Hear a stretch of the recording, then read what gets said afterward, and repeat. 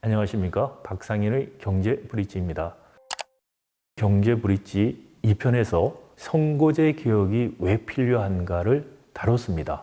정쟁 중심의 선거 과정이 정책 경쟁으로 바뀌기 위해서는 비례대표의 비중이 획기적으로 늘어야 한다는 것을 강조했습니다. 이 나쁜 정치 균형을 깨기 위해서는 혁신적인 정책을 이야기하는 제3의 정치 세력이 들어와야 되는데 현행 선거 제도에서는 그런 진입이 일어날 수 없는 장벽을 만들고 있다는 것입니다. 국회 정치개혁특별위원회는 3가지 법안을 국회 전원위원회에 상정한 바 있습니다. 4월 달에 국회 전원위원회에서 토론은 특별한 합의점을 도출하지 못했습니다. 이 이후에 시민 500인을 대상으로 한 공론화 수기 과정과 공론화 조사가 이루어졌습니다. 5월 6일과 13일 양일에 걸쳐서 4가지 주제를 놓고 전문가의 발표와 토론, 뒤이은 시민들의 수기 토론 과정이 일어났습니다.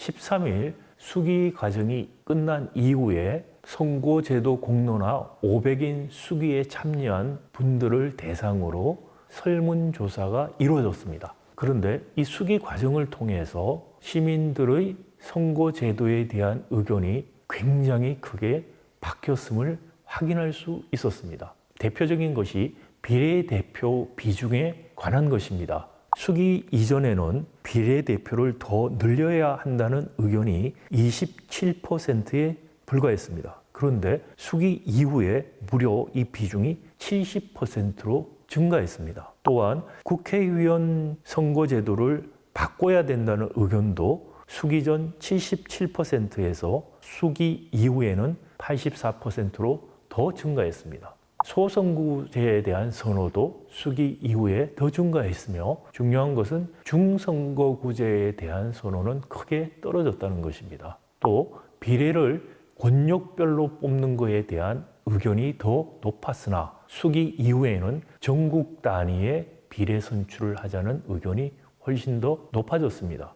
국회의원 정수 확대에 대한 부정적인 여론이 수기 이전에는 매우 높았으나 이 비율 역시 상당히 개선이 되었습니다.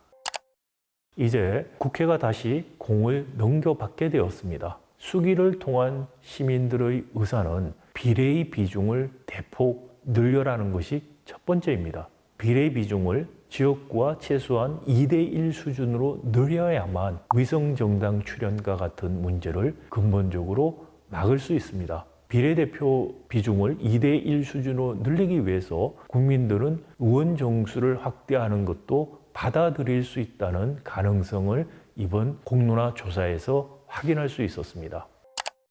소선거구제와 비례대표 비중을 대폭 늘리는 선거제도 개편이 이번 6월 정기국회에서 반드시 통과될 수 있도록 시민들과 함께 경제브릿지도 계속 주시하겠습니다. 국회 정수를 늘리는 것과 동시에 해야 될 일이 한 가지 더 있습니다. 국회의원들의 급여 또는 특권 이런 것을 결정하는 것을 국회의원들이 스스로 할 것이 아니라 국회의장 산하의 위원회를 통해서 그 위원회에 전문가 시민단체들이 참여해서 정하도록 해야 합니다. 그 정한 안들을 국회가 존중해서 입법하는 과정을 거쳐야 합니다. 그렇지 않는다면 특권 내려놓기, 급여 사건과 같은 이야기는 사실 공수표에 불과하다는 것이 우리의 경험입니다. 선거제도 개편과 아울러 중립적 위원회를 통한 국회의원 급여와 특권 내려놓기가 동시에 달성될 수 있도록 해야만 합니다. 감사합니다.